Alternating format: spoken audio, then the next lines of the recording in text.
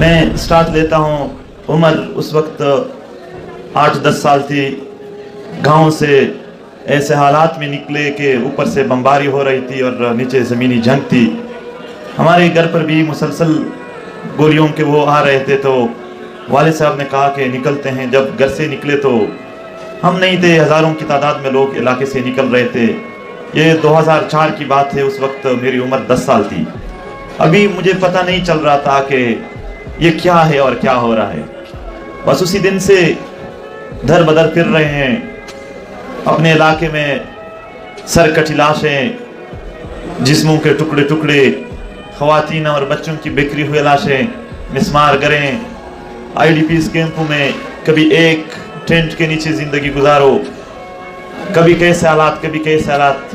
ایسے ہی در بدر ماحول میں پھر رہے تھے کہ یہ 2018 یعنی اب ہم بڑے ہو چکے تھے اور معجزاتی طور پر اس جنگ میں بچ گئے تھے.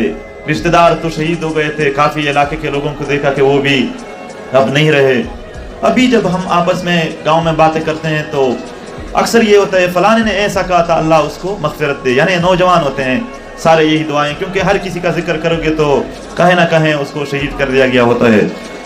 ایسی حالات میں ہم جب پھر رہے تھے تو 2018 میں اسلام آباد پریس کلب تک پہنچ گئے ہم ایک احتجاج کی صورت میں. ہم تھوڑے بڑے ہوئے تو اتنا اندازہ لگا کہ ہم اس ملک کے شہری ہیں.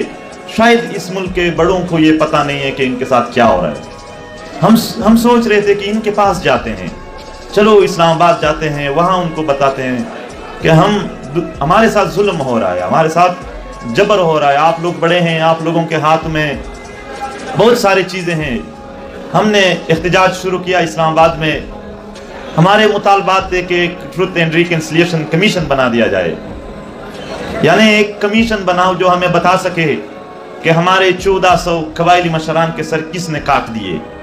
ہمیں بتا سکے وہ کمیشن کہ اے پی ایس کے چھوٹے چھوٹے پھول جیسے بچوں کو خون میں کس نے نہلایا. جو ہمیں بتا سکے کہ کوئٹہ کے وکیلوں کے ایک نسل کا قتل عام کس نے کیا تھا.